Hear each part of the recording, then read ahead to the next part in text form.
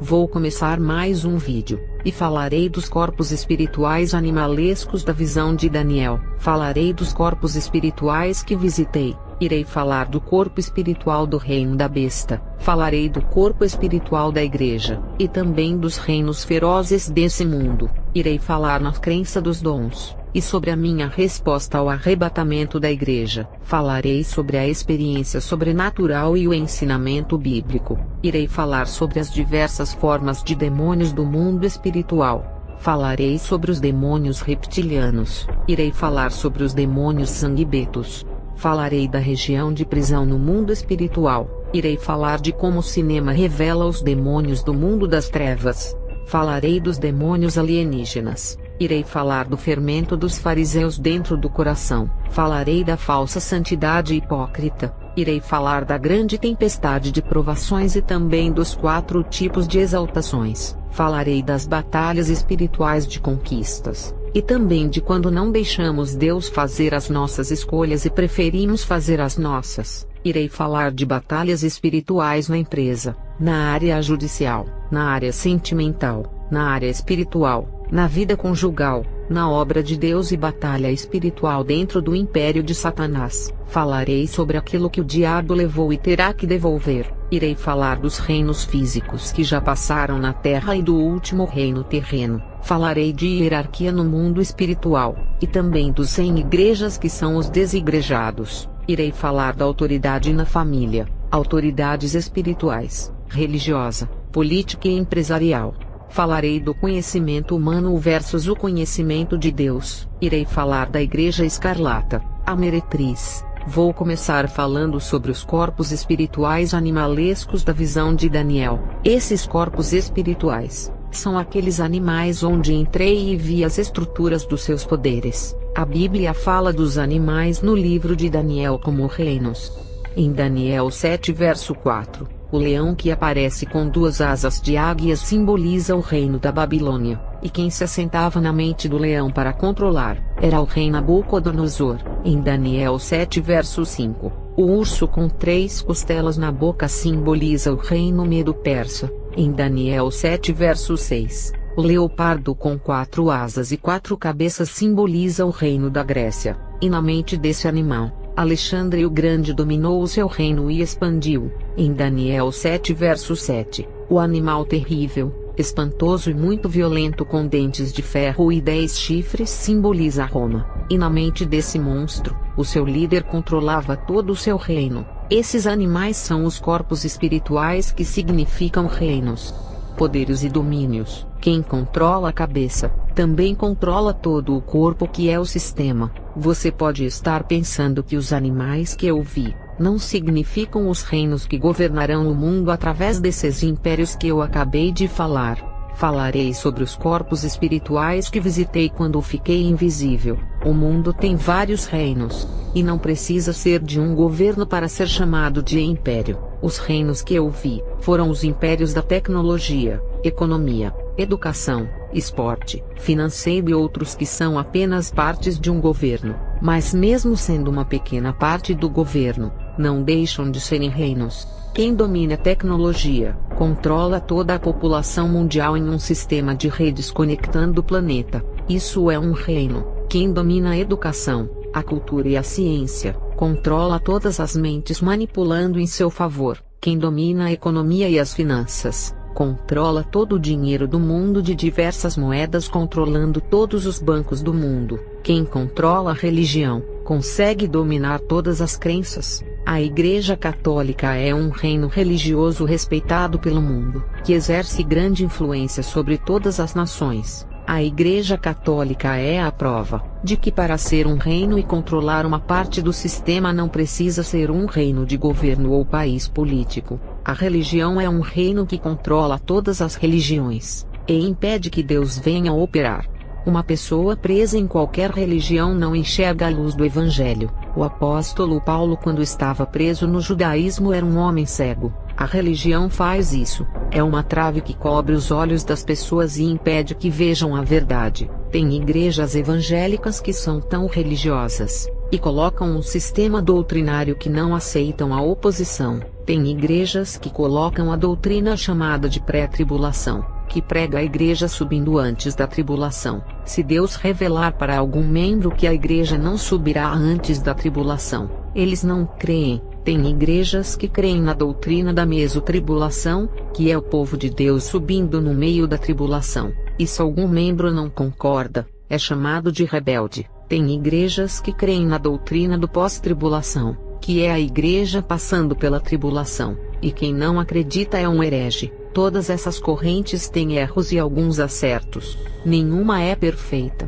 Tudo isso é sistema religioso que escraviza a mente, e não deixa a pessoa pensar diferente e pedir sabedoria a Deus. A pessoa crê na doutrina de sua igreja e não vai mais orar pedindo revelação, porque a sua igreja estabeleceu uma doutrina que o seu pastor assinou, que é dessa forma. E a mente da pessoa que deveria ser livre de crenças para que Deus venha trabalhar em sua mente, dando sabedoria e conhecimento, a pessoa fica com a mente presa naquela doutrina ilimitada para crer somente naquilo que o ministério ordenou a crer. E se Deus der uma experiência, ou qualquer sabedoria que não esteja ligada aos sistemas de crenças do ministério, eles não aceitam, mesmo que o conhecimento que a pessoa recebeu de Deus não prejudique a vida espiritual dos membros.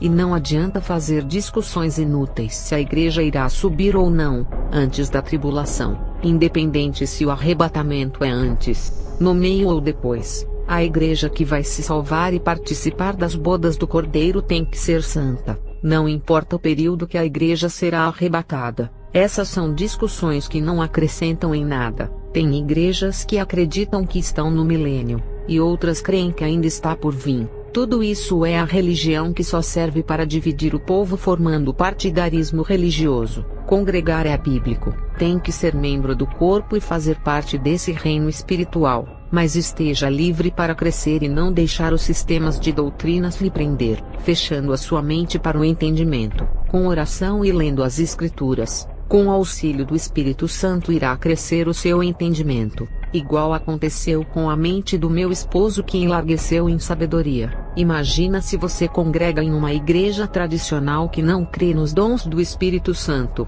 Você irá aprender o jogo do ministério, e não vai crer nos dons porque foi ensinado a crer dessa maneira, e nunca irá ter dons, desprezando essas dádivas celestiais que faz muita falta na batalha espiritual. Reino não é só governo político, mas tudo aquilo que controla alguma coisa. Controla aquilo que ninguém consegue viver, como os alimentos, ou controlar aquilo que é essencial à vida, igual roupas e internet. A FIFA é um reino que controla o futebol mundial. Não é um governo, mas reina em sua área e lucra milhões com o reino da bola. A instituição tecnológica reina através do mundo eletrônico, digital e virtual, que enriquece, lhe tornando único no ramo da comunicação. A instituição da saúde, que controla a medicina mundial, consegue controlar as doenças, e também descobrir a cura para alguma peste e faturar milhões com as vendas. Qualquer instituição que controla o seu ramo de atividade mundial, reina naquilo que conhece.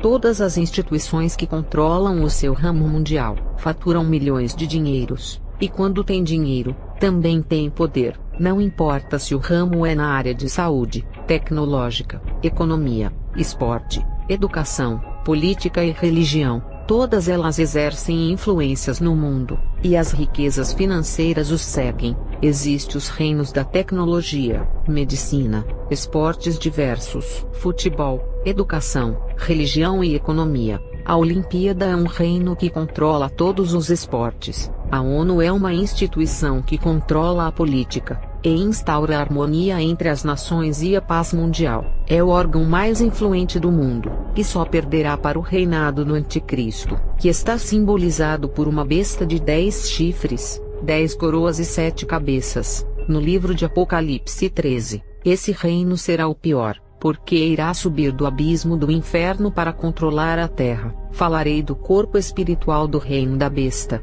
a ONU junto com o reino da besta. Subirá a infantaria do inferno junto com os demônios de alta hierarquias, como os arquiduques, grão-duques, os marqueses, os condes, os barões do inferno, os viscondes, os príncipes das trevas, os imperadores com toda a cavalaria. Esses cargos existem no mundo espiritual. Tudo isso irá subir à terra junto com o reino do abismo, porque todo o império, quando domina, já vem com o seu exército e líderes. Quando o governo do rei da Pérsia, Ciro o Grande, começou a conquistar o mundo, ele não estava só, e veio com um grande exército de diversos povos, línguas, tribos e nações. O reino da besta vai vir com diversas legiões de demônios de várias castas diferentes, um pior do que o outro, classes demoníacas que irão vir para o nosso mundo diferentes dos demônios que estão na terra. Esses que irão vir, são demônios de outro patamar espiritual muito mais fortes e terríveis do que esses que já estão na terra. Quando eu ainda era uma bruxa,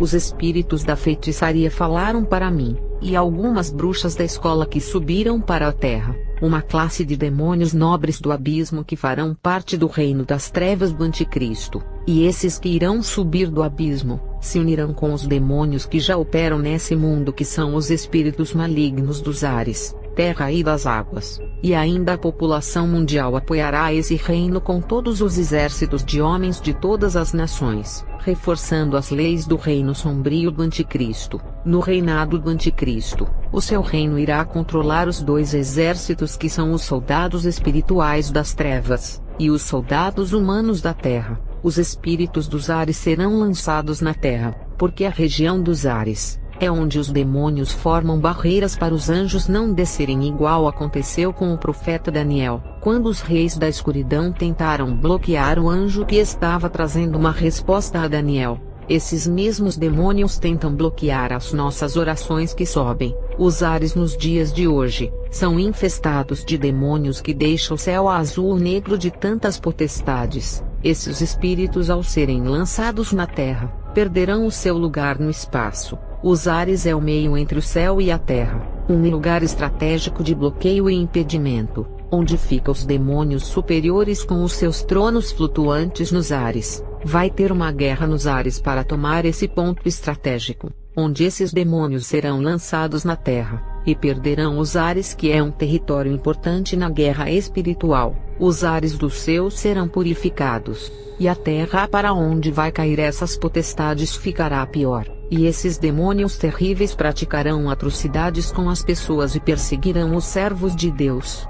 Apocalipse 12 verso 12. Portanto, celebrem-no, ó céus, e os que neles habitam, mas ai da terra e do mar, pois o diabo desceu até vocês. Ele está cheio de fúria, pois sabe que lhe resta pouco tempo. Tem irmão que fala, o versículo não está falando de todas as potestades, mas só do diabo. Irmãos, temos que entender que quando um império cai, não só o rei perde, mas todo o seu reino cai com ele. Se o rei cai, junto com ele cai todos os habitantes do seu reino e todos os seus exércitos. Não teria sentido Satanás cair na terra, e as suas potestades continuarem nos ares. É igual fala em Apocalipse 20 verso 10. O diabo que os enganava, foi lançado no lago de fogo que arde com enxofre, onde já haviam sido lançados a besta e o falso profeta. Eles serão atormentados dia e noite para todo sempre. Nesse versículo fala da besta, falso profeta e Satanás, mas não fala das potestades e da terça parte que ele arrastou com ele. Não precisa falar, porque quando um rei perde a guerra, ele não perde sozinho. O seu exército é subjugado. É claro que todos os demônios que trabalham para Satanás serão lançados junto com ele no lago de fogo. Os teólogos falam, essa guerra de Apocalipse 12 verso 12, foi quando Satanás se rebelou.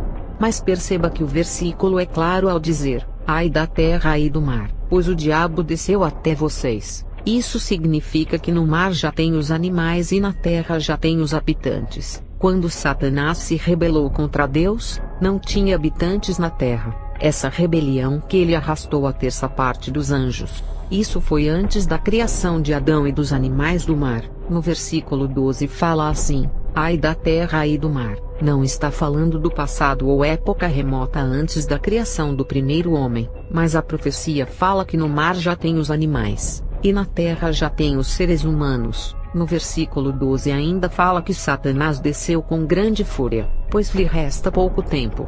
Resta pouco tempo significa final dos tempos, e o dia que Satanás será lançado no lago de fogo. Esse versículo não está falando do início do mundo, quando Satanás se rebelou contra Deus e foi atirado. Se esse versículo tivesse falando do começo da rebelião de Satanás, jamais falaria que lhe resta pouco tempo. E se vocês lerem do capítulo 12 em diante, quando o diabo é lançado na terra, o povo de Deus é perseguido. Na rebelião de Lúcifer, não tinha nenhuma pessoa no planeta Terra para ele perseguir, igual fala em Apocalipse 12. Nessa parte que fala, celebrem-no ó céus e os que neles habitam, significa que o céu estava em festa pela tomada territorial dos ares, e que foi lançado as potestades na terra. As orações dos santos vão subir livremente, e os anjos vão descer sem nenhum bloqueio nos ares, e a igreja poderá subir ao encontro do Senhor nos ares. Em um encontro santo entre Jesus e a igreja, não pode ter demônios nos ares para assistir, até porque, das coisas santas o que é maligno não pôde participar. A luz e as trevas não combinam. Os ares serão limpados da presença demoníaca e de sua contaminação para o encontro do noivo com a igreja nos ares. Por isso que os céus celebraram quando Satanás e a sua potestade foram lançados na terra, porque os céus anseiam por esse encontro santo.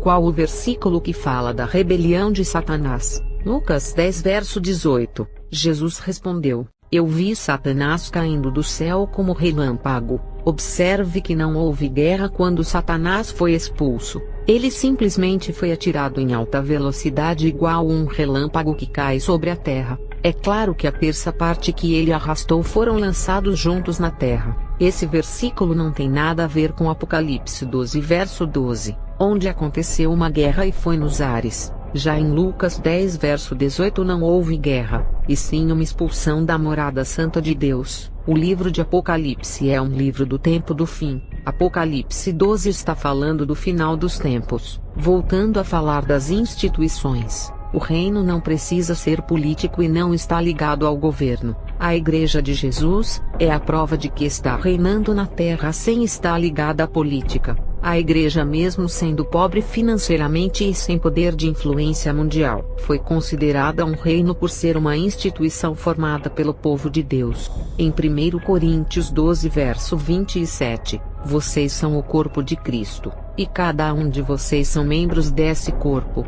Romanos 12 verso 4 e 5, fala que somos muitos e formamos um corpo, e cada um está ligado a todos os outros. Efésios 4 verso 4, o corpo é um só, o espírito é um só. Efésios 5 verso 29 e 30, além do mais, ninguém jamais odiou o seu próprio corpo, antes o alimenta e dele cuida, como também Cristo faz com a igreja, pois somos membros do seu corpo. Colossenses 3 verso 15, que a paz de Cristo seja o juiz em seu coração, que vocês foram chamados para viver em paz, como membros de um só corpo. 1 Coríntios 6 verso 15, vocês não sabem que os seus corpos são membros de Cristo. Tomarei eu os membros de Cristo, e os unirei a uma prostituta? De maneira nenhuma. Efésios 4 verso 16, dele todo o corpo, ajustado e unido pelo auxílio de todas as juntas, cresce e edifica-se a si mesmo em amor, na medida em que cada parte realiza a sua função. Colossenses 1, verso 18, ele é a cabeça do corpo, que é a igreja, é o princípio, é o primogênito dentre os mortos, para que em tudo tenha a supremacia. A igreja é simbolizada como um corpo de uma mulher, e a cabeça dela é Jesus, que assume o controle de todo o corpo, e reina sobre o seu povo espiritualmente. A igreja é simbolizada por uma mulher virgem, e de vestes brancas não manchadas. Todos os reinos da visão de Daniel e da visão do reino da besta que João teve, esses reinos são representados por animais ferozes que despedaçam as pessoas. Isso significa reinos cruéis, diferente da igreja, que não é representada por um animal, mas por uma mulher virgem e pura. A igreja é um reino não ligado em governo de política ou instituições que eu visitei. A igreja é um reino espiritual fora de todos os sistemas mundiais. A igreja é um reino que combate o invisível, diferente do reino político, que combatem entre eles, e outros reinos que guerreiam por controle comerciais ou ideológicos. A igreja é um reino invisível que ninguém enxerga, Mas esse reino invisível se tornará físico, e a sua realidade será quando Jesus derrubar o último reino do mundo, na qual diz Daniel 2, verso 34, que uma pedra foi cortada, sem auxílio de mãos, a qual feriu a estátua nos pés de ferro e de barro, e os esmiuçou. É esse reino espiritual que incomoda o reino das trevas, porque todos os reinos do mundo estão em poder do reino das trevas. A igreja é o reino na Bíblia que é representado por uma mulher, porque essa representação vem na forma de uma pessoa, e não de animais, porque esse reino que é na forma de uma pessoa, significa um reino humano onde o amor, a união reina. Isso significa que a igreja é um reino espiritual que prega o amor, a salvação e a esperança em Jesus. O reino simbolizado na forma de uma pessoa pura que é a imagem e semelhança de Deus, significa que a justiça irá reinar eternamente. A igreja é o reino invisível de Jesus que se faz presente no mundo, que tem como objetivo de ganhar muitas almas fazendo delas de príncipes e princesas, para que esse reino venha expandir. O seu rei morreu por todos, e está convidando a população do mundo inteiro para participar do seu banquete de festa. Ele não morreu somente para alguns, igual muitos dizem, para defender as suas denominações como as únicas, usando estratégias de tirar os membros de outras igrejas e trazê-los aos seus pastos. Falarei dos reinos ferozes do mundo. Já os reinos que vêm na forma de animais, significam um reino feroz que despedaça as pessoas sem nenhuma piedade. O reino da Babilônia, liderado pelo rei Nabucodonosor, foi um dos mais cruéis reinos da história antiga, sendo representado por um leão. A Grécia foi representada como um leopardo, animal carnívoro que despedaça as pessoas com as suas garras. A Pérsia como um urso, animal de grande porte que esmaga qualquer presa de carne ao se encontrar com as suas unhas poderosas. O monstro terrível que Daniel viu com 10 chifres, dentes de ferro e as suas patas esmagavam quem estivesse pela frente. E João no Apocalipse, viu as duas bestas como o último reino. Todos os reinos representados pelos animais são irracionais, e fazem tudo sem pensar no povo. Um animal feroz, para ele viver, tem que matar a sua presa para saciar a sua fome. Os animais precisam matar para sobreviverem. A sua natureza é assim. Eles precisam sobreviver com a morte de outros animais. As feras só pensam em seus estômagos e mais nada. Os reinos desse mundo, sendo político, comercial, tecnológico ou econômico, só pensam em seus estômagos e também em luxos, regalias, confortos e ostentações. Os reinos desse mundo só pensam em dinheiro, nem que tenham de despedaçar todas as gorduras e carnes das ovelhas. As pessoas têm que empobrecer, para que os reinos enriqueçam através da miséria do povo. Os reinos são animais vorazes que não se fartam de comer tantas carnes, e são insaciáveis em conquistarem dinheiro somente para a satisfação dos prazeres, enquanto muitas pessoas da África e do mundo estão morrendo de fome. Falarei da crença nos dons. A Igreja de Jesus não se prende às religiões. Isso atrapalha Deus de operar, por causa das doutrinas contrárias à Bíblia que são barreiras para impedir de receber as bênçãos do céu. Houve um caso de uma irmã que estava orando a Deus, e ela recebeu o dom da revelação e o de línguas estranhas. Como ela congrega em uma igreja reformada que não crê nos dons, ela aprendeu que não existem mais os dons porque se extinguiram. Somente na antiguidade que os dons existiram. Essa irmã tem mente a Deus. É um exemplo de mulher santa, e ao receber esses dons, ficou em dúvida se era do Espírito Santo, porque foi doutrinada a não crer nos dons. Ela veio em minha casa chorando, pensando que tinha sido o diabo que deu o dom de línguas e revelação para ela. Eu tive que fazer uma oração pela mente dela, para Deus libertar do sistema religioso que se construiu em sua mente. Eu orei para Deus desfazer esse muro que se levantou dentro da sua mente,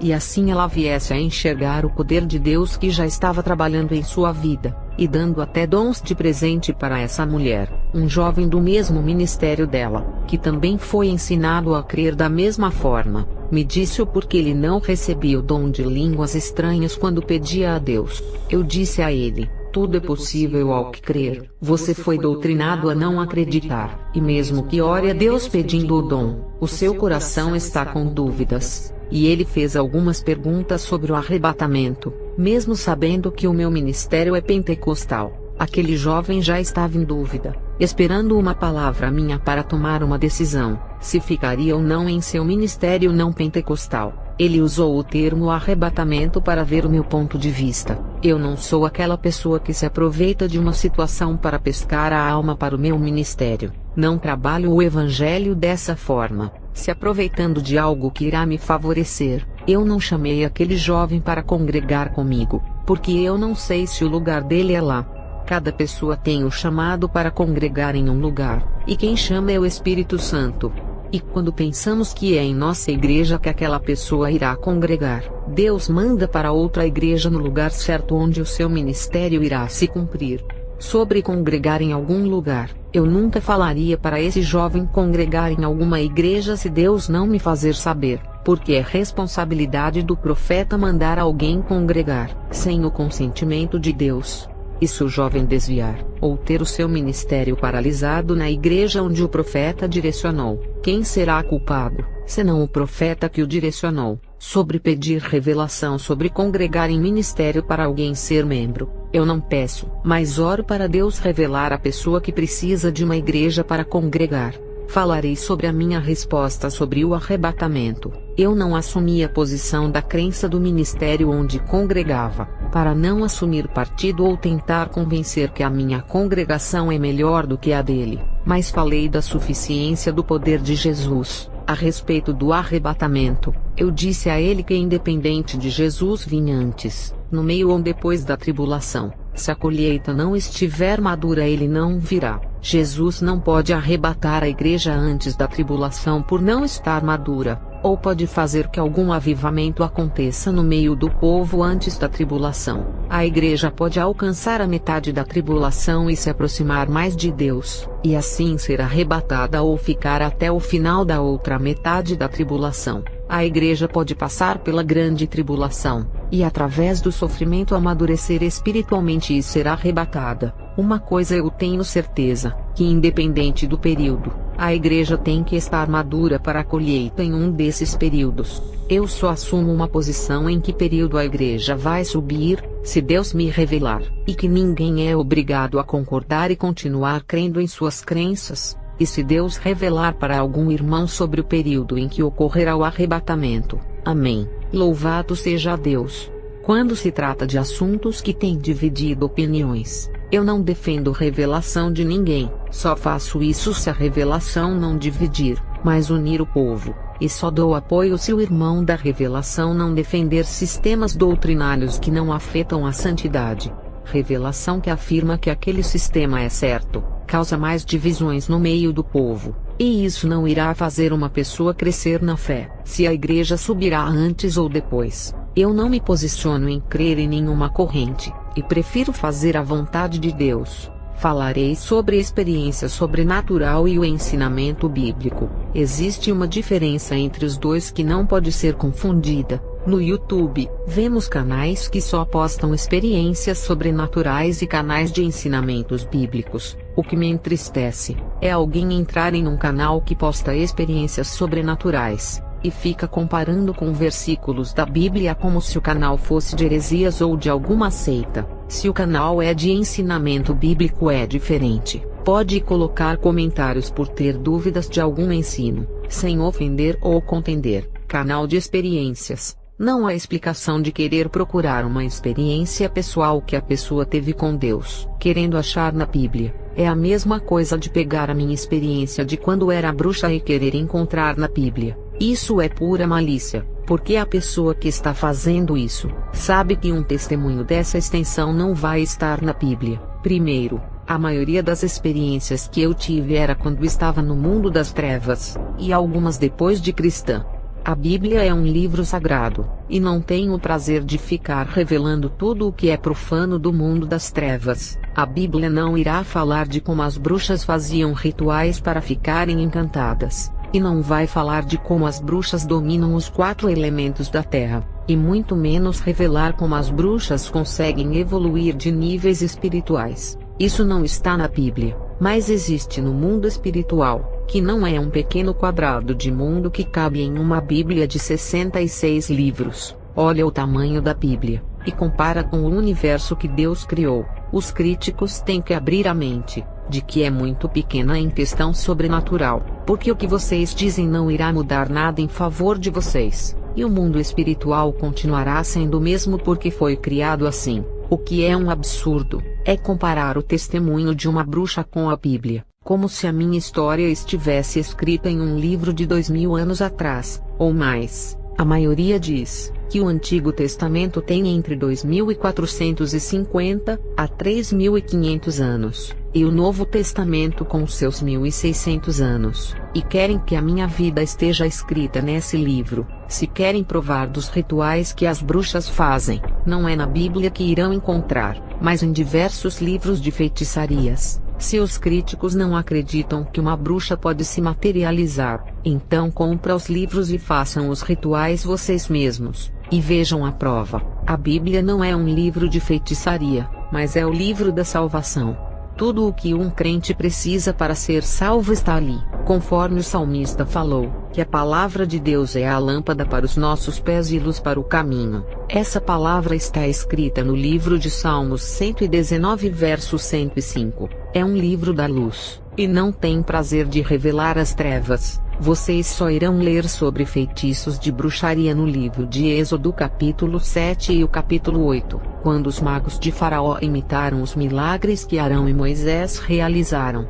Porém, fala que os magos praticaram bruxaria, mas não ensina quais são os rituais que eles fizeram para alcançarem aquele nível. A Bíblia nunca irá revelar como praticar os poderes das trevas, e depois a Bíblia não fala mais sobre esses feitiços, porque o propósito da palavra é salvar, mas os magos provaram que a magia oculta é possível. Isso que vocês leram no livro de Êxodo, é brincadeira de criança para os feiticeiros de hoje. A magia moderna de hoje está muito mais evoluída. As bruxas e bruxos conseguem fazer coisas ainda piores do que os magos de Faraó.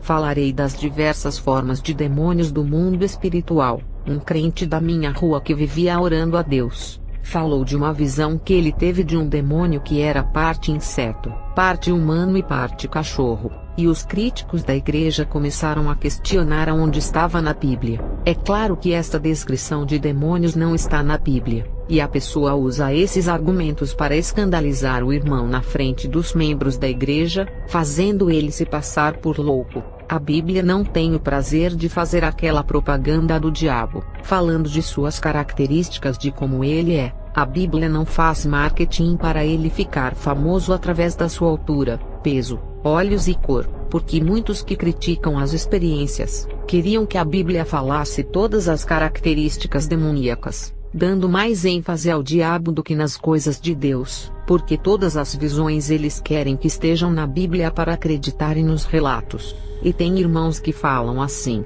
esse demônio que você viu da forma de um crocodilo não está na Bíblia. Isso é uma mentira. É só olhar para Efésios 6 verso 12, e prestem atenção ao que o apóstolo Paulo revelou. Ele falou de todos os inimigos da igreja em plural como potestades, príncipes das trevas, as hostes e os principados. Se a palavra potestades está no plural, significa milhões de demônios. Será que todos esses milhões de demônios têm a mesma aparência? As hostes da maldade, que são outras classes de demônios, será que eles têm o mesmo tamanho? Os príncipes das trevas, que são vários, será que eles são gêmeos e fazem as mesmas funções? E os principados, que também são muitos, será que esses chefes realizam as mesmas atividades e controlam a mesma classe de demônios? Pode um monte de principados trabalharem só na área do álcool, para que tanto chefe em um setor, sabendo que existem no planeta Terra vários setores para eles trabalharem, ficando um em cada setor.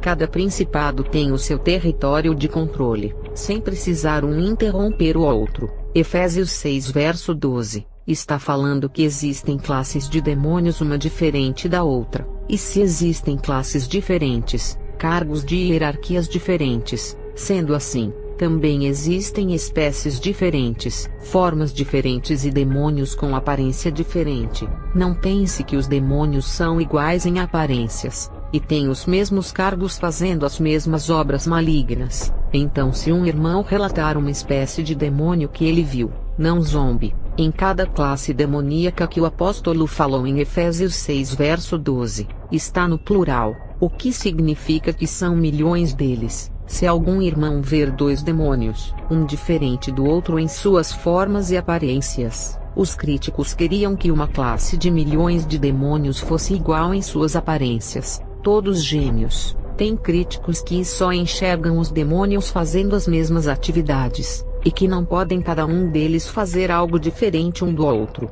E quando um testemunho fala que um demônio atacou a igreja com dardos, uns até dão risadas, sabendo que em Efésios 6 verso 16, fala dos dardos inflamados do maligno, e quando fala que as bruxas lançam dardos nos crentes não acreditam. Esses mesmos dardos inflamados que os demônios atiram, são os mesmos que os bruxos lançam nas pessoas, sejam para inflamar a carne ou a alma. As bruxas também recebem dons e autoridades para ferirem as pessoas, e só Jesus que deu autoridade para os crentes pisarem em cima de serpentes e escorpiões.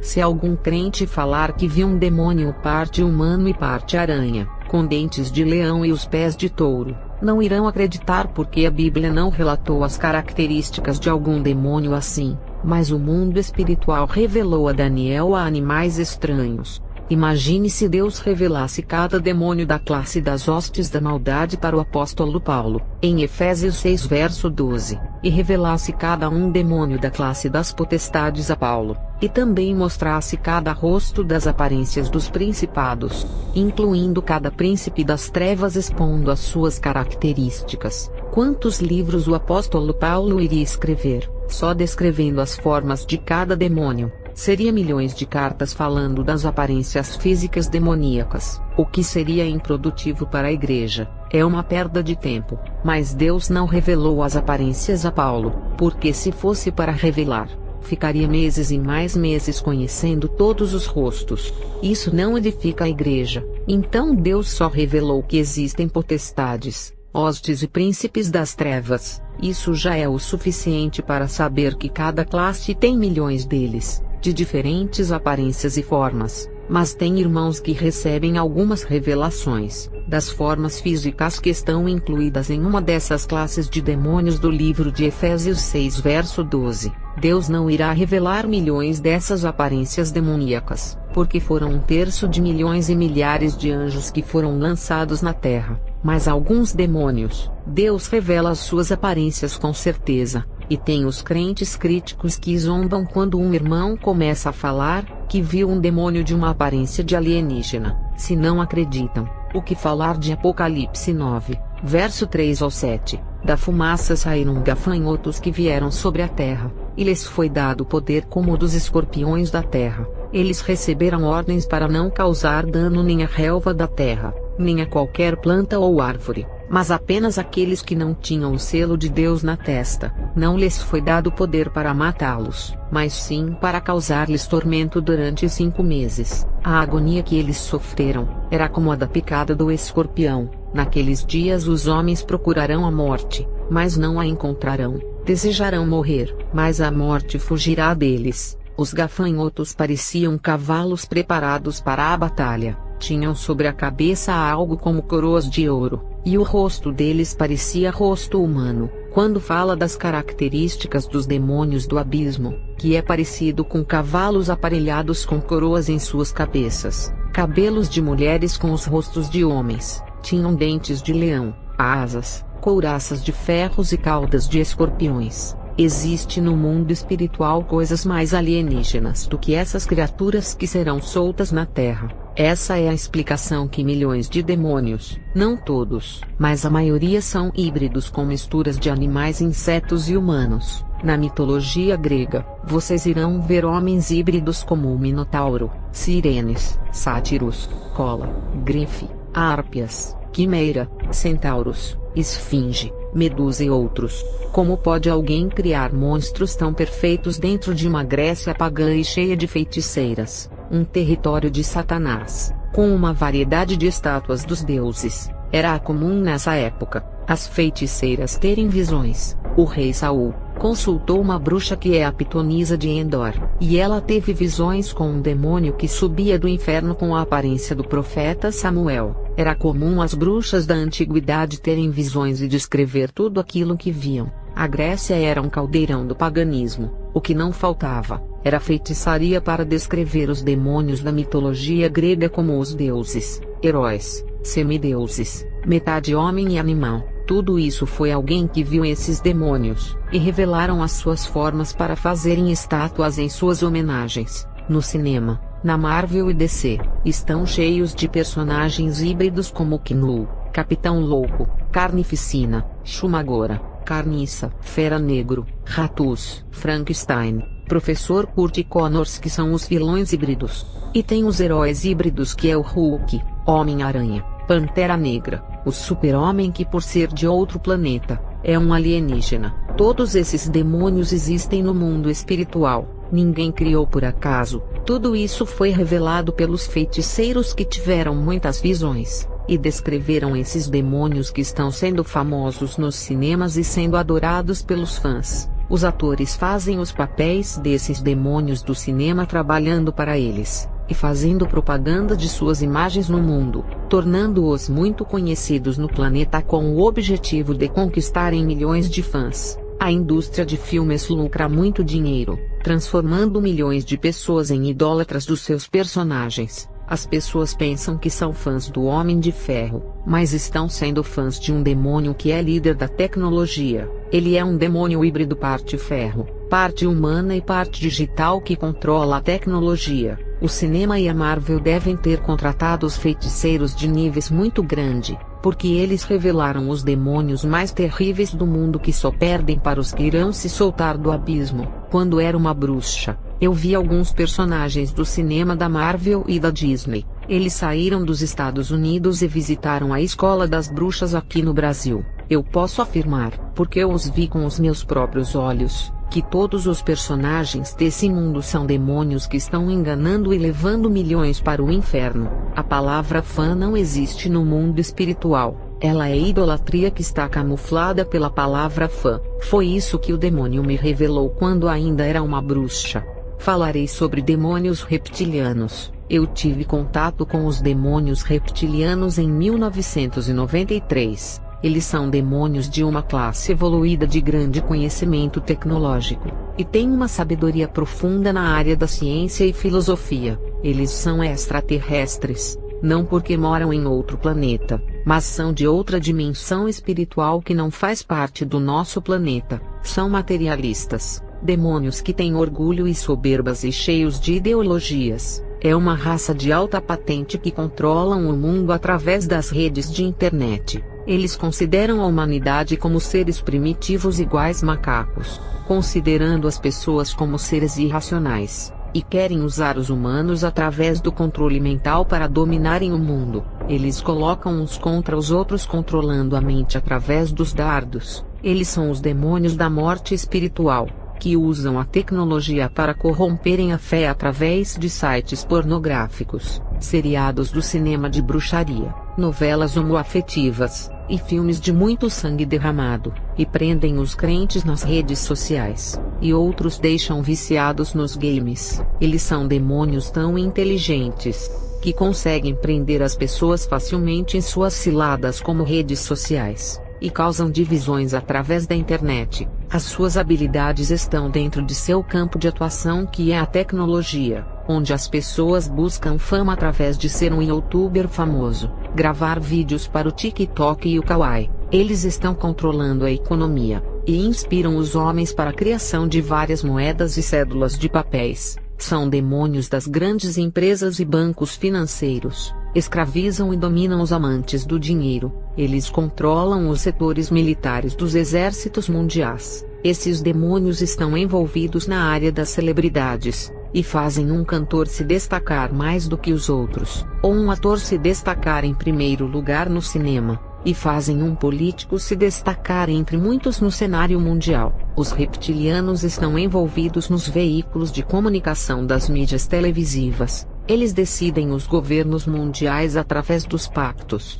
Eles controlam a sociedade maçônica e a elite global dos Illuminates. Eles são os demônios que atuam na vida das pessoas mais influentes e famosas no mundo. Os reptilianos são uma classe nobre de demônios lagartos, que controlam a tecnologia alienígena, que é essa tecnologia de hoje. Eles são chamados de alienígenas, e trabalham no controle mental, que é alienar as pessoas. Eles são descendentes da serpente do Jardim do Éden, sendo da mesma classe luciferiana. A serpente ofereceu o fruto da ciência do bem e do mal, e através dessa árvore, os reptilianos começaram a desenvolver a ciência, fazendo a tecnologia alienígena ou de alienação avançar. Os Illuminatis se consideram como os filhos deles e descendentes da família da serpente do Éden. Os reptilianos têm as mesmas características da serpente, porque enganam e seduzem. A bruxa Helena Blavatsky falou deles, porque conhecia bem essa classe.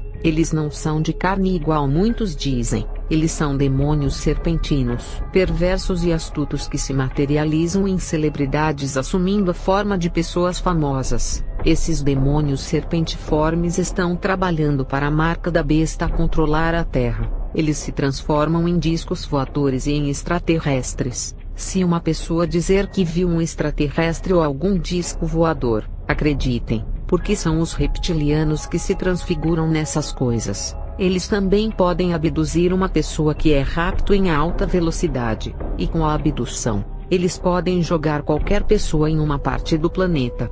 Falarei sobre os demônios Anguibetos. Eu viajei para o país da África em 1997, onde conheci os Anguibetos, que é uma classe de demônios territorialistas, que somente são encontrados em 2 países da África chamados de Togo e Benin. Eles são os guardiões de Benin e Togo, e são uma classe de demônios que se materializam através dos trajes de palhas, e podem ajudar a capturar ladrões pelas ruas. Eles têm habilidades mágicas, e usam trajes de palhas. Tem bruxos que invocam um desses demônios para vigiarem a sua casa, e quando os ladrões veem o espírito vestido de palheiro, saem correndo. Teve um caso de um ladrão, que roubou a casa de um feiticeiro africano. O demônio Zanguibeto se materializou usando o palheiro e perseguiu o ladrão, capturou e puniu ele na frente do bruxo. Eles agem como policiais quando são invocados através da religião Yorubá, que faz ritual de vodu para eles se manifestarem e se materializarem.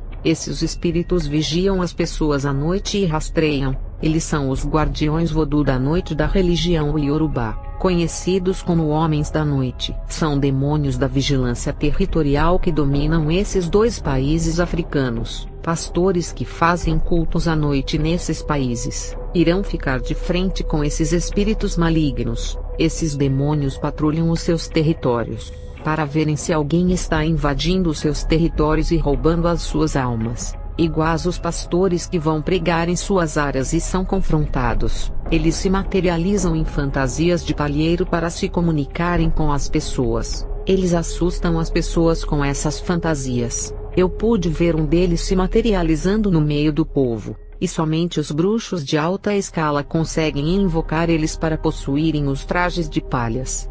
Falarei das regiões de prisões que ficam no mundo das trevas, lugar de transição para o inferno. Esse lugar não é o inferno, mas um lugar de transição ao inferno, porque é um lugar de prisão espiritual para quem está no pecado. O que será revelado aqui é o estado espiritual das almas que vivem na Terra. Em 1999, um dos demônios da bruxaria me levou em corpo na divisa do mundo espiritual e o físico, que é como uma linha que separa o sobrenatural do natural. Eu estava em uma parte do mundo espiritual, que fica no meio entre a Terra e o inferno. Eu fiz rituais em casa me preparando para ver esse lugar, e quando o demônio segurou o meu braço, chegamos nesse lugar escuro chamado de Terra da Transição entre o nosso planeta e o inferno. Eu conseguia ver o portão do inferno, que era a boca que estava fechada naquele momento. Esse lugar de transição era escuro, e eu vi pessoas presas ali. O demônio disse que aquelas pessoas que estavam presas ali, são várias pessoas que estão vivas na Terra. Aquelas pessoas que estão presas nesse lugar não são elas, parecendo cópias das pessoas vivas, mas uma representação do estado em que elas se encontram. Elas estão vivas, mas as suas almas estão presas espiritualmente, mesmo que as suas almas estejam dentro dos seus corpos. Eu vi uma moça da minha rua naquele lugar escuro, presa em um buraco de lama que prendia ela igual chiclete na terra. A moça tentava sair daquele barro viscoso com as suas próprias forças, mas não conseguia sair, e quanto mais ela lutava, mais afundava naquele lodo barrento que fedia carne podre. Eu sentia o cheiro muito forte, parecia areia movediça que puxava a moça para baixo com aquele limo imundo que estava no corpo dela. Eu nunca vi uma argila daquela que parecia fezes. O demônio não me revelou o segredo daquele lugar, porque eu iria descobrir que espiritualmente estava presa naquele lugar. Mas quando me converti, eu descobri que aquela moça estava presa em seu pecado e não conseguia sair.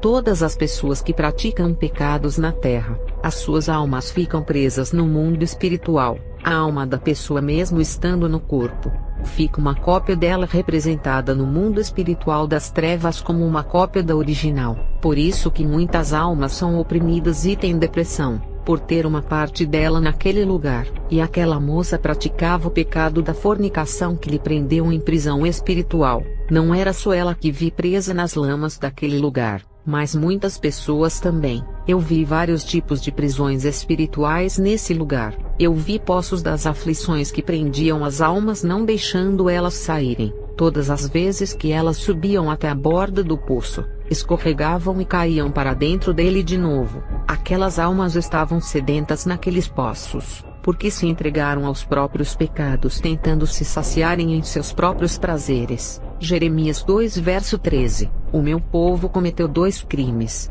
Eles me abandonaram, a mim, a fonte de água viva, e cavaram as suas próprias cisternas, cisternas rachadas que não retêm água. João 4 verso 13 e 14. E quem beber dessa água terá sede outra vez, mas quem beber da água que eu lhe dar, nunca mais terá sede, e nele se fará uma fonte de água jorrando para a vida eterna. Eu vi almas presas em tanques cavados no chão, cheio de estercos de animais e vermes, muitas cisternas secas que não haviam nada, e as almas lá dentro e presas com muita sede. Gênesis 37 verso 24. Jogaram na cisterna vazia e sem água. As pessoas não conseguiam sair dali, só Jesus para salvá-las. Jó 37 verso 19. Diga-nos o que devemos dizer a ele. Não podemos elaborar a nossa defesa por causa das nossas trevas, só Jesus para libertar essas pobres almas. Salmos 107 verso 10 ao 14. Se assentam nas trevas e sombra da morte, presas em aflições em ferro, se rebelaram contra a palavra de Deus, desprezando o conselho do Altíssimo. Portanto, lhes abateu o coração com trabalho, tropeçaram e não houve quem os ajudasse. Então chamaram ao Senhor na sua angústia, e os livrou das suas dificuldades, tirando-os das trevas e sombra da morte, e quebrou as suas prisões. Esse versículo é a prova de que as pessoas podem ficar presas no mundo espiritual das trevas, que não é o inferno. Nessas prisões espirituais há libertação, porque embora a alma da pessoa esteja presa nas trevas, elas continuam vivas na terra. Só não há mais esperança quando o corpo morrer. Eu vi almas presas nas cavidades da angústia dentro da terra. Essas perfurações terrenas são grandes crateras que prendem a alma adentro, e causam dores na alma através do vazio e solidão espiritual. São buracos sombrios das dores. Eu vi fossas de imundícias que estavam cheias de lágrimas das pessoas de tanto chorar ali dentro. Salmos 69 verso 1, 2, 13 e 5. Livra-me, ó Deus, pois as águas entraram até a minha alma. Atolei-me em profundo lamaçal, onde se não pode estar em pé. Entrei na profundeza das águas onde a corrente me leva. Estou cansado de clamar, a minha garganta se secou, os meus olhos desfalecem esperando meu Deus. Tu, ó Deus, conheces a minha insensatez, e os meus pecados não te são encobertos. Eu vi pessoas presas nos túmulos da morte, mas não conseguiam escapar dali. Essas catacumbas exalavam o fedor de carniça daquelas pessoas, porque os seus pecados fedem no mundo espiritual e são os sepulcros caiados. Ali tem todos os tipos de pecados, como o aborto, adultério, traição, apostasia, blasfêmia, furto, inveja, raiva, homicídio, feitiçaria, estupro, terrorismo, masturbação, pornografia, idolatria, religiosidade e outros tipos de pecados. Eu vi pessoas presas em tocas com animais ferozes que os atormentavam. Eu vi pessoas presas em cavernas de rocha, e não conseguiam achar a porta da saída por causa da escuridão das grutas. Eu vi pessoas em covas com águas sujas, simbolizando os prazeres carnais onde elas saciam as suas sedes. Salmos 69 verso 14. Tira-me do lamaçal e não me deixes atolar, seja eu livre dos que me aborrecem e das profundezas das águas. Isaías 38 verso 17. Eis que foi para mim a paz que tive grande amargura, mas a te agradou livrar a minha alma da cova da corrupção, porque lançaste para trás das tuas costas todos os meus pecados. Eu vi almas presas em covas, em poços de águas imundas e também em lamas parecendo pastas fedidas. Porque as almas estão presas em poços de águas imundas ou em covas secas, porque não querem se saciar com a água da vida. Jesus convida em João 7 verso 37 e 38, se alguém tem sede, venha a mim, e do seu interior fluirão rios de águas viva. João 6 verso 35, eu sou o pão da vida, aquele que vem a mim nunca terá fome, aquele que crer em mim nunca terá sede. Isaías 12 verso 3. Com alegria vocês tirarão água das fontes da salvação. Eu vi laços diabólicos enrolados no corpo das almas da cabeça aos pés, e ainda dava vários nós os prendendo. Salmos 124 verso 7. A nossa alma escapou, como um pássaro do laço do passarinheiro, e o laço quebrou-se, e nós escapamos. 1 Timóteo 3 verso 7. Convém também que tenha bom testemunho dos que estão de fora, para que não caiam em afronta, e no laço do diabo. Eu vi crentes que caíram em ciladas na terra, e as suas almas chegarem nesse lugar trazidas pelos demônios. As suas almas estavam presas em grilhões das trevas e ficaram nesse lugar. Eles foram oprimidos e subjugados. Muitas armadilhas que são preparadas para os crentes na terra, e eles caem no mundo espiritual das trevas, e as suas mãos ficam encadeadas. Um fica preso no outro, unidos pela mesma cadeia presa nos pés de cada um. Isso acontece quando um participa do pecado do outro se tornando cúmplices. Eles ficam presos em cadeias que são aqueles anéis ou tornozeleiras que prendem os seus pés, tirando as suas liberdades de servirem a Deus. Eles ficam confinados e encadeados no mundo espiritual das trevas. Essas são as cadeias do sofrimento das almas, as tornozeleiras da ruína espiritual. Eu vi vários tipos de prisões como os cárceres da amargura que parecem com os presídios da terra. Esses presídios estavam cheios de pessoas aprisionadas, e mais demônios chegavam com mais pessoas e lançavam ali dentro. Esses são os cárceres da tristeza. Os demônios prendem as almas das pessoas por infringirem as leis do mundo espiritual, porque elas cometiam um crime que é o pecado, e assim os demônios os acorrentavam, e amarravam com as correntes da destruição e deixavam todos presos. As pessoas eram detidas pelas legalidades que abriram no mundo espiritual.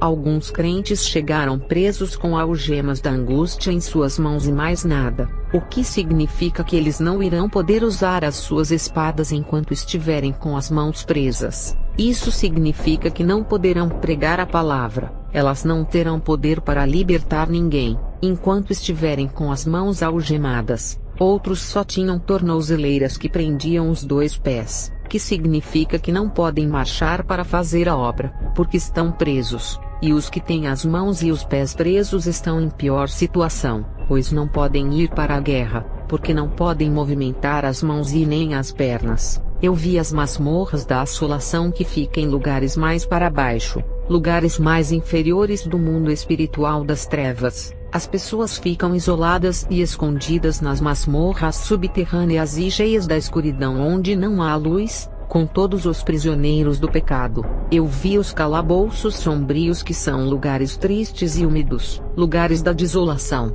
Os calabouços ficam nos lugares mais fundos da terra, bem mais próximo do inferno. Eu vi jaulas de leões com barras de ferros onde as almas não conseguem ficar em pé, e têm que se dobrar ali dentro para caber. Essas jaulas diabólicas são muito pequenas para uma pessoa ficar ali. Todos que são filhos da ira, valente, ferozes e bravos são tratados no mundo espiritual igual a um leão, e têm que ser preso, Essas jaulas oprimiam as pessoas que ficavam lá dentro, e não conseguiam se mexer. Isso significa opressão na vida espiritual, na vida do crente. Eu vi gaiolas infernais, que prendem todos aqueles que querem voar para a liberdade, fazendo tudo o que quiserem em suas vidas. Essas prisões são para aqueles que vivem fazendo tudo aquilo que quiserem com o seu corpo, como ficar bêbado e drogado, se prostituir e dançar, e outras coisas prazerosas para a carne. No mundo espiritual, estão presos em gaiolas por querer serem livres, e têm depressões porque estão presos em gaiolas,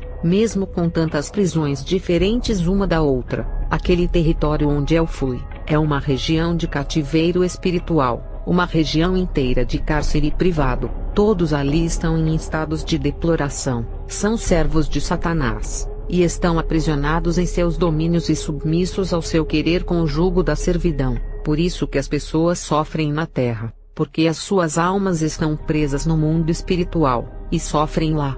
Qualquer pessoa ou crente que estiverem com as suas almas presas dentro daqueles cativeiros não estão salvos, e tem que se libertar primeiro do cativeiro para morarem no céu, porque essa região fica perto do inferno, e significa que os seus prisioneiros estão tão perto da eternidade, que só precisam atravessar a divisa, ou a linha intermediária para entrar no inferno. Quanto mais longe o crente estiver dessa divisa entre o mundo de transição e o inferno, melhor será, porque fazer parte desse lugar de prisão já está condenado. Já os crentes que eu não vi nesse lugar, estão salvos.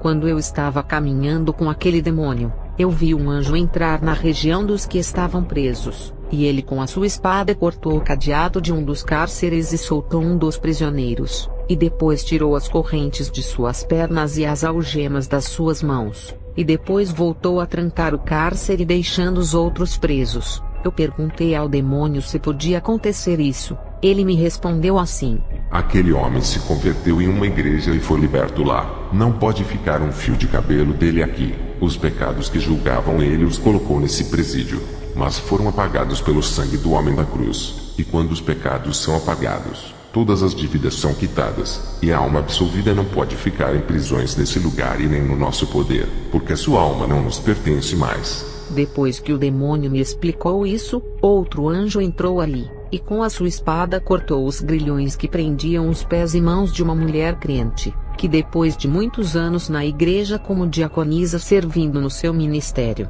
ela descobriu que não era convertida e aceitou a Jesus de coração. Eu vi pastores, missionários, evangelistas e presbíteros entrarem nessa região de prisão, e soltarem alguns presos das jaulas, gaiolas e cárceres. Esses homens tinham aparências de anjos, só não tinham asas, e sabiam manejar as suas espadas, e usavam as suas espadas para cortar as grades, quebravam os ferrolhos, arrebentavam as trancas estourando todos os cadeados. Eu perguntei ao demônio assim: isso é possível, de pessoas da igreja entrarem aqui?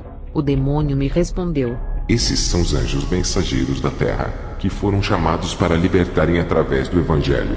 Alguns deles quando caem em nossas armadilhas na terra, quando eles são capturados pelos espíritos e perdem as suas espadas ficando sem defesas, eles vêm para cá e ficam presos. Esses são os que mais os espíritos lutam para os destruir, por serem responsáveis pela libertação de muitos que estão presos nesse lugar. Eles libertam as almas e deixam os presídios secos. Não são somente os anjos de Deus que soltam os prisioneiros. Os anjos humanos chamados de pregadores do Evangelho também soltam, quando recebem autoridade para essa missão.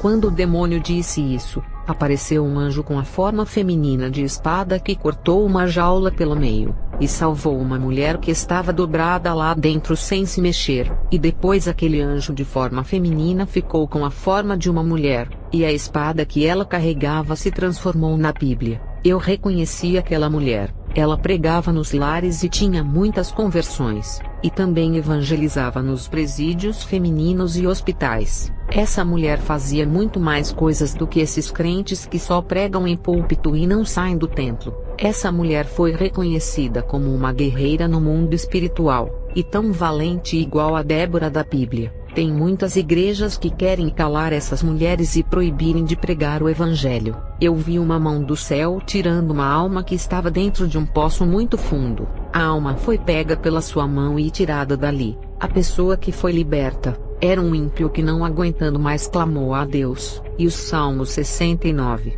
verso 1 ao 5 se cumpriu na vida dele, que diz: livra-me, ó Deus, estou preso no lamaçal e não posso ficar em pé, e as profundezas me levam com as suas correntes, e as águas invadem a minha alma. Eu acredito que aquela mão gigante que puxou o homem era do próprio Deus a quem ele clamou. O que eu entendi sobre as pessoas que estavam libertando as almas na região das prisões são as que pregam o evangelho na terra. Tudo o que eles fazem na terra se reflete no mundo espiritual em suas ações, porque eu vi uma bruxa que estava fazendo um ritual para um homem lá na terra, e no mundo espiritual das trevas, a bruxa apareceu levando o homem todo acorrentado para um cárcere no lugar de transição espiritual. Aquela bruxa tinha feito um ritual de amarração para prender a vida do homem, e assim nada dá certo. As ações dessa bruxa refletiam como espelho no mundo espiritual, mas em uma forma figurativa. Todas as pessoas que não pertencem a Deus têm uma cópia de sua alma, uma representação dela como uma imagem, ou alguma coisa que figura ela no mundo espiritual das trevas. E quando um demônio mexia na cabeça da alma que estava presa no lugar de transição, a pessoa que estava na terra ficava louca, porque existe uma forte ligação dessas representações com as pessoas, como se fossem seus espelhos que estão ali. Isso aplica à ligação que o mundo espiritual tem com o nosso mundo. Tudo o que fazemos na terra tem consequências no mundo espiritual. Um boneco de vodú no mundo espiritual é uma representação da pessoa por ter uma parte dela. É com esse boneco que a bruxa consegue atingir a vida de uma pessoa sem Deus. No mundo espiritual, fica uma imagem da pessoa igual à do boneco presa no mundo de transição, que é uma parte sombria das trevas. Essa região de prisões é uma transição para o inferno, que prova a realidade espiritual. Salmos 142 verso 7. Tira a minha alma da prisão para que louve o teu nome. Os justos me rodearão, pois me fizeste bem. Esse versículo é a prova de que o corpo pode estar livre, mas a alma pode estar aprisionada no mundo das trevas. A região de prisões tem os demônios que trabalham na alma. Salmos 44 verso 18 e 19. O nosso coração não voltou atrás, nem os nossos passos se desviaram das tuas veredas, ainda que nos quebrantastes num lugar de dragões, e nos cobriste com a sombra da morte. A região de prisão é um lugar de dragões, simbolizando os piores demônios do mundo das trevas. É o lugar de prisão da alma que fica no mundo das trevas. Não é o lugar da morte por não ser o inferno,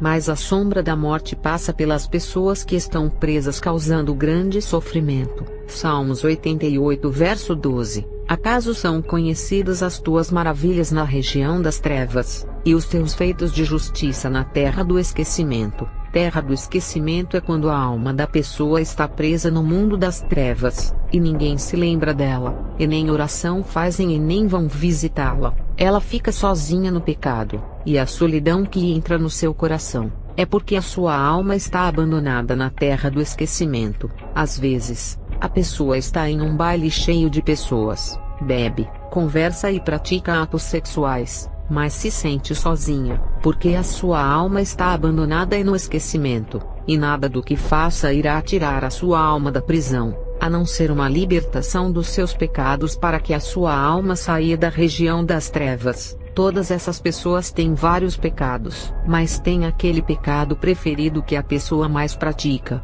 e se torna escrava. O pecado torna-se um vício, e a alma da pessoa fica aprisionada na região das prisões. E até os crentes podem não estar libertos, e com a sua alma presa em um lugar da região das trevas. Uma prostituta, embora participe de todos os pecados, o que mais ela gosta é da área sexual, e vai ser essa área que vai aprisioná-la no mundo espiritual. Um viciado no alcoolismo que também pratica vários pecados, só será preso na área que mais ele é viciado. O pecado que a pessoa mais gosta de fazer se torna o seu Deus, que irá levá-la ao inferno. Para se livrar dessas prisões do mundo espiritual, não adianta ser um membro de igreja ou um pregador da palavra de Deus.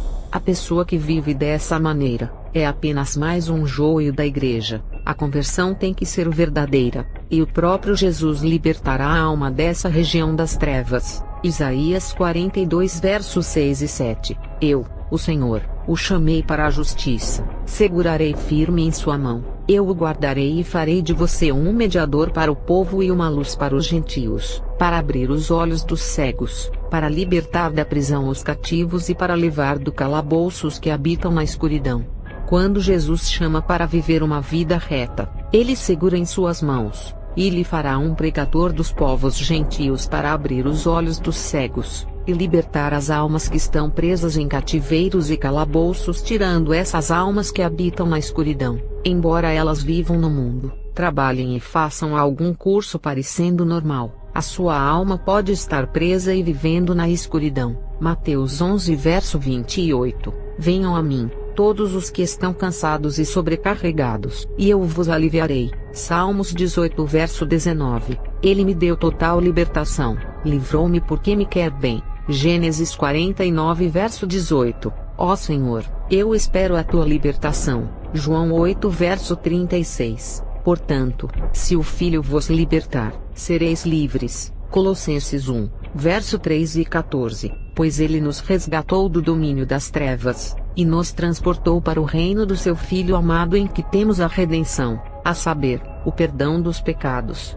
Quando praticamos o pecado, vivemos no reino das trevas servindo o rei da escuridão, e ficamos presos nos calabouços do seu castelo das trevas. Essa prisão, são essas regiões de prisões que ficam no mundo espiritual. Quando somos redimidos pelo sangue de Jesus, ao nos arrependermos dos nossos pecados, ele nos resgata dos domínios das trevas, nos tira do reino das trevas e nos transporta para o seu reino de luz, o reino do Filho de Deus que se formou na terra através da Igreja Santa. 2 Coríntios 3 verso 17. O Senhor é o Espírito, e onde está o Espírito do Senhor, ali há liberdade. Só estaremos livres das regiões espirituais das trevas quando estamos livres para servir a Deus. Salmos 119 verso 45. Andarei em verdadeira liberdade, pois tenho buscado os teus preceitos. O desejo de Jesus é trazer a liberdade aos prisioneiros. Isaías 32 verso 18. E o meu povo habitará em morada de paz, e em morada bem segura, e em lugares quietos de descanso. Jesus quer tirar as almas que estão presas nos cativeiros e dar descanso. Efésios 4 verso 8. Por isso diz: subindo ao alto, levou os cativos do cativeiro e deu dons aos homens. Essa palavra se torna real quando a pessoa deixa de ser propriedade do inimigo e passa a ser de Deus. Muitos estão sendo prisioneiros e trancados nos calabouços da escuridão, por serem escravos desse mundo fazendo a vontade dele. Mas há esperança para quem está com as suas almas presas nas cavernas escuras. Só não há esperança se a sua alma sair da região espiritual de prisões e cair no inferno. Todos esses lugares de prisões que eu vi na região de prisões, também tem no inferno, mas de lá não pode mais sair. Essas regiões de prisões, as almas saem dali para servir a Jesus, ou para o inferno.